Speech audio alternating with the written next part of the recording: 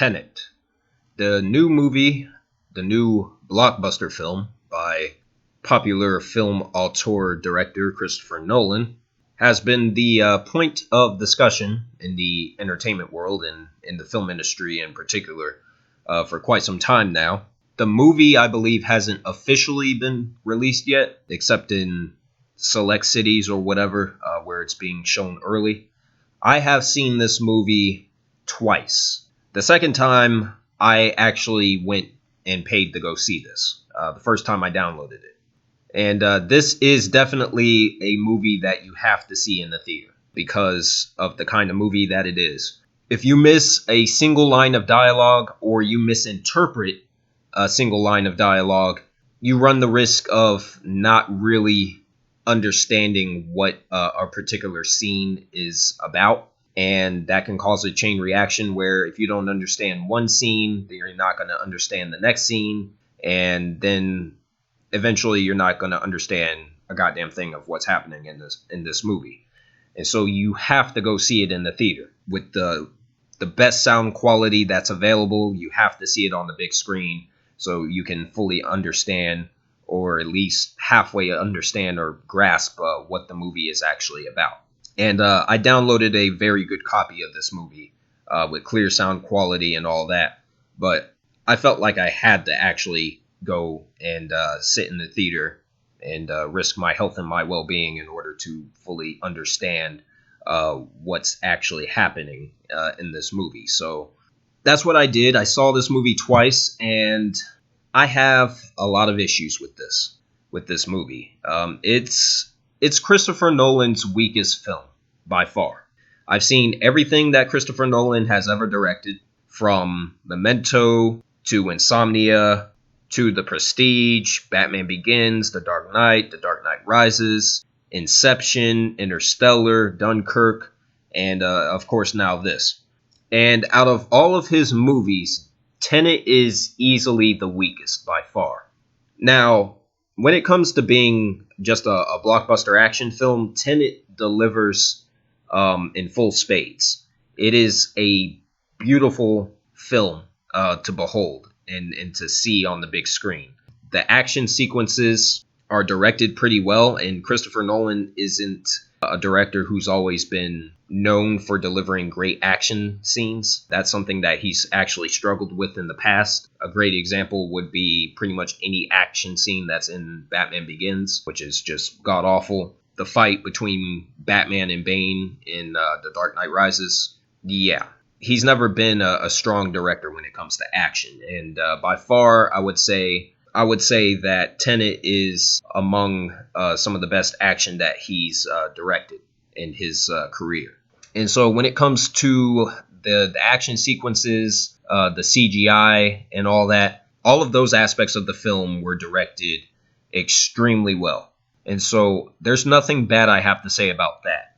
However, everything that is wrong with Tenet really is due to its story and more particularly its concepts.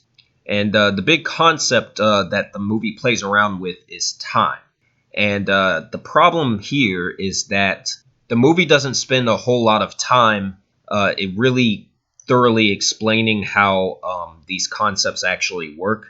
It spends a very brief amount of time actually explaining why things are able to move in reverse in this fictional world that Christopher Nolan has created. And it doesn't really give an explanation as to why things are able to happen the way they happen in the movie. And even one of the lines from the characters in the movie literally tells you, as an audience member, literally says, just don't think about it. And that's basically Christopher Nolan saying, this is probably the reason why this is able to happen, but I really don't understand it myself. Just accept it. It doesn't matter. Just take it for what it is. And I have a problem with that. If I don't understand, like completely understand why something is happening the way it's happening in a fictional story, then it just comes off as a cartoon. It comes off as a Saturday morning cartoon, and it just comes off as silly and stupid. And so that's a very big problem with Tenet. And one of the main criticisms of this movie from professional critics has been it's a grand spectacle and it's shot very well, but it's a very confusing movie. And, of course, these are some of the reasons why. Tenet is not really a movie that was made for a one time viewing. It's a movie I believe was intentionally made for multiple viewings, but I have an issue with that too because it's like if I have to experience something twice in order to fully understand it, then it's kind of a waste of time to me. Unless that something is written well. But this movie isn't really written well. Like I at the end of my second viewing, and I also went back and read a synopsis for the movie online, so I could fully grasp what each scene was about and how they connected with each other. So I didn't end up confusing myself or anything. But this is one of those movies that you have to watch it at least two times in order to fully grasp everything that is happening and what the movie is actually about. And even when you understand what is actually going on and you fully understand, this is what the movie is actually about, it just comes off as silly to me once again. Christopher Nolan finally went with a different type of protagonist, which is John David Washington's character, known as the protagonist. He actually doesn't have a name in the movie, which bothers me. This is something that he started to do since Dunkirk, where he doesn't want to give his characters a name, and I don't really understand that. Because if I can't connect with the character, then I can't really connect with their journey, or anything that happens with them throughout the story. And that's a very big mistake that Tenet makes. I don't understand why he couldn't just give John David Washington's character a name and maybe gave him like somewhat of a backstory, but none of that is ever explored in the movie to any capacity. You literally could have replaced John David Washington with any other actor, and the story literally would have played out exactly the same, and you wouldn't have missed anything. And that's another big problem with Tenet. The main thing, though, is that I think a lot of people, when they watch this, they're going to be confused as to what the movie actually is, like what it's about. And it's a very simple plot that's just been complicated with these in-depth concepts that ultimately are just a bunch of noise at the end of the day. What Tenet is it's about an organization known as Tenet, which is the movie's title, and it's about this organization hunting down these artifacts, which, if they fall into the wrong hands, can be used to reverse back time and basically wipe out everyone and everything in existence and basically destroy the world. That is what the movie is actually about. But the concepts of what the movie does with time is something that's very sloppy and very poorly handled.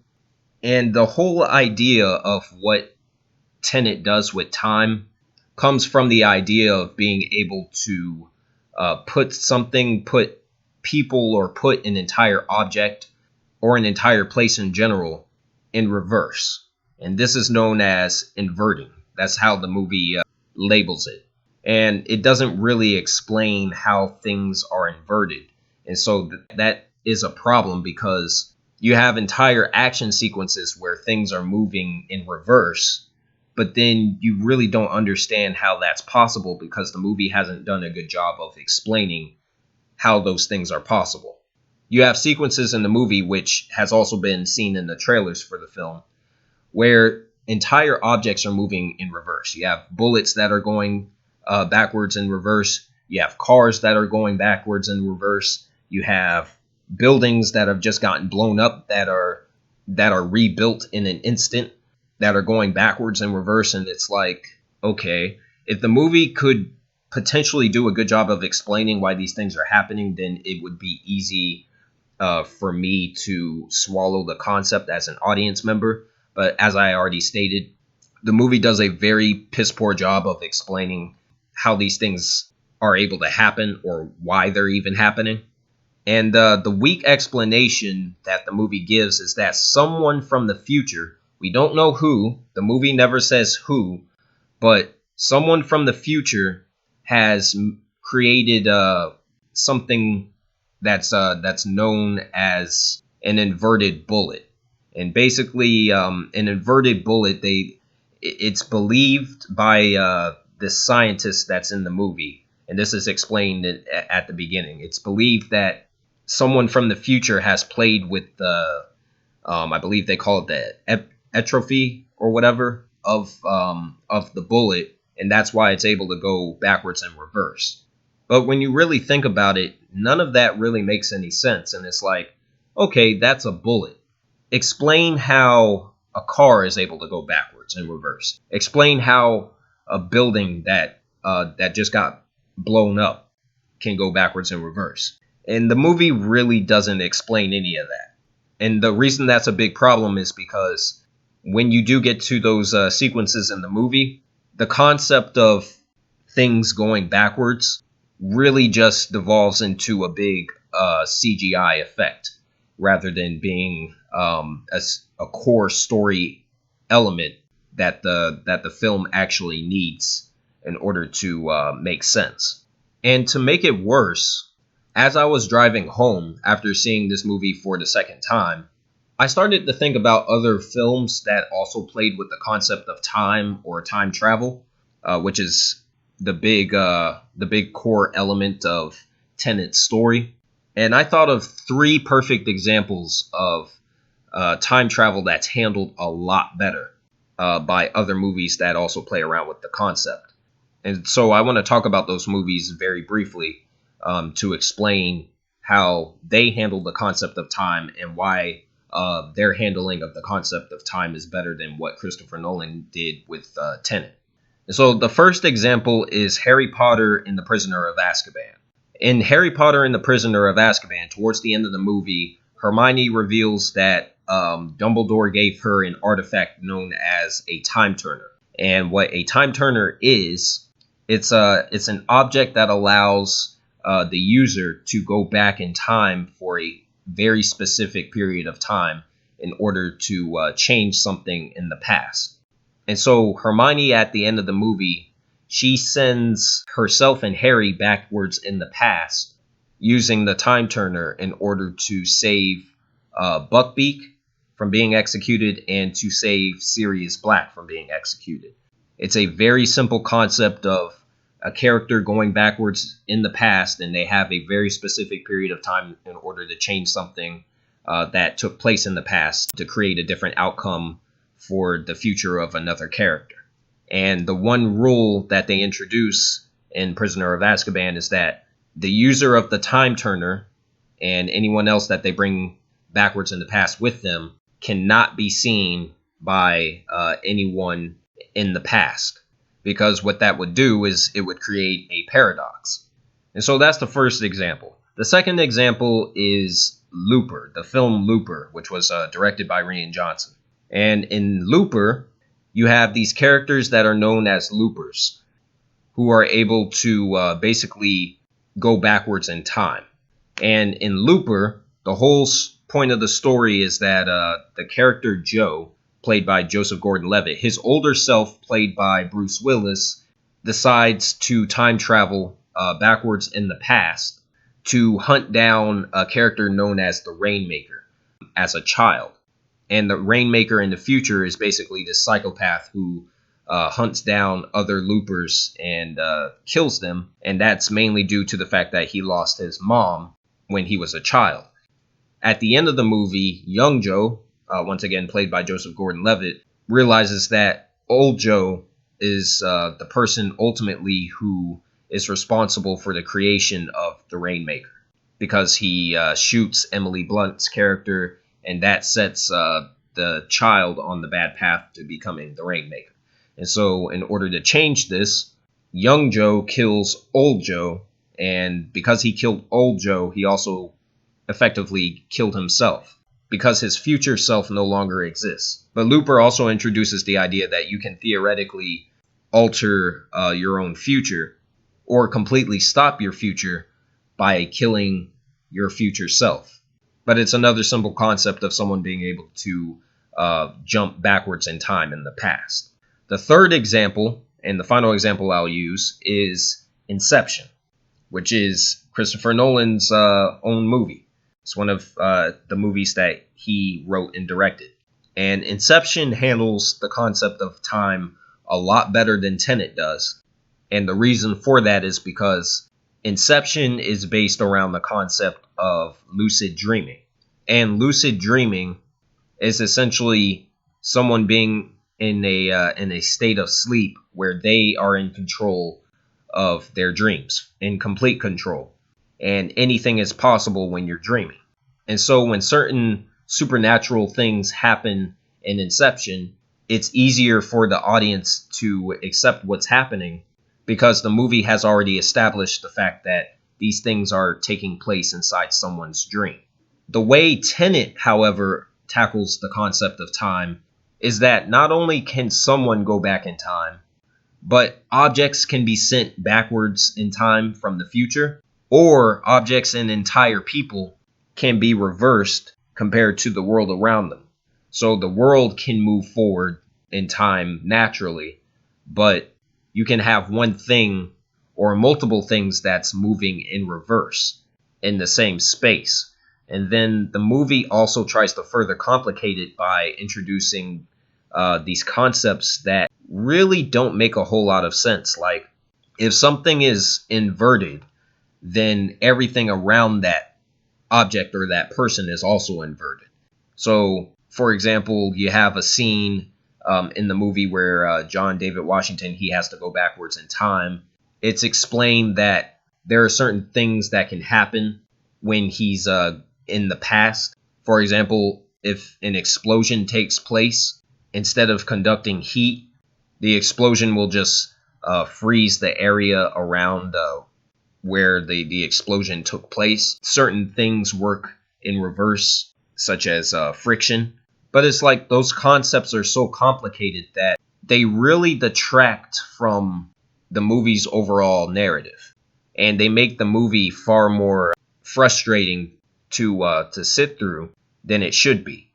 So this combined with the underwritten characters, because be quite honest, I didn't really care about any of the characters in this movie. I didn't care about Elizabeth Debicki's character, Kat. I didn't care about Robert Pattinson's character, Neil. I didn't care about John David Washington's character, the protagonist. I didn't care about the villain that was in this movie. I didn't care about anybody that was in Tenet, because all of them were extremely underwritten, and they're only there to serve the overall narrative of the movie. And if you compare that to Inception, which is the movie that everyone is comparing Tenet to, because it's the movie that Christopher Nolan has made that closely resembles what Tenet is. If you go back and you look at Inception, the cop character played by Leonardo DiCaprio actually has a purpose for why he's doing what he's doing in the movie. And his purpose is to do one last job so he can be reunited with his family, his children, at the end of the movie. The protagonist really doesn't have a goal. His goal throughout the majority of the movie is to save Elizabeth Debicki's character, but the problem there is that Kat and the protagonist really don't have an established relationship. Like, they're not friends and they're not lovers. They're barely even acquaintances. So it's like, what, it's one of those things where it's like he didn't focus on character in this movie. And so a lot of what happens in the movie just feels pointless. And when you add on all the complicated concepts that the movie throws at you as an audience member, it just, like I said, it makes the entire film just frustrating. Tenet it's a very weird movie. It's a very strange direction that Christopher Nolan has gone with his latest project. And it's not something I really want to see again. If you're wowed by like special effects and all that, then yeah, I can understand why someone would enjoy it just on a pure entertainment level, but only if you turn off your brain. The moment you start actively thinking about what the movie actually does and what actually happens in the movie, that's when the entire thing goes downhill in quality. This is definitely Christopher Nolan's weakest movie by far.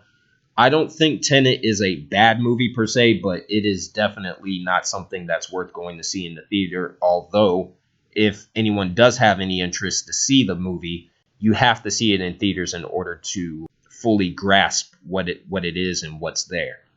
That's really what I got to say about Tenet. Like I said, this is not something that's worth going to see in the theater. If you can wait to see it on VOD, that's what I would do. And I would actually save going to the theater for a much better film when a much better movie actually releases in theaters. Right now, there's nothing that's in theaters that's worth going to actually see, especially with the whole COVID-19 thing going around. So perhaps we'll get a much better film that will be released in theaters before 2020 is out. But for right now, this is definitely not the next big blockbuster that's worth going to see. And as much as I like and respect Christopher Nolan for his directing talents, this is easily the worst thing he's ever done. He pretty much made a complicated movie that's just complicated for the sake of it, that's easily forgettable. You got something. Not gonna like it. Time isn't the problem. Getting out alive is the problem.